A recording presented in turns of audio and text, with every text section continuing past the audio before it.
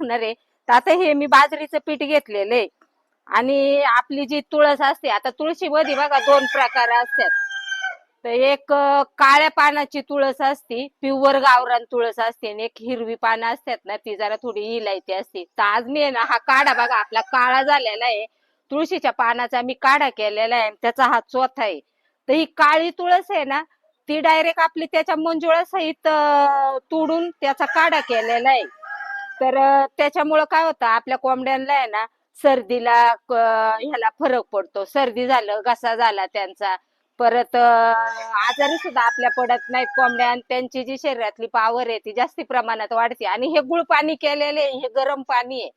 तर ह्या गुळ पाण्यामध्ये आणि या तुळशीच्या काढ्यामध्ये मी हे ना बाजरीचं पीठ आहे आपलं, बाजरीचं गरम असती, तर त्याच्यामध्ये आज मी मिक्स करून आहे ना हे कोंबड्यांना देणार आहे खायला, की जेणेकरून आपल्या कोंबड्या आजारी पण नाही पडल्या पाहिजे.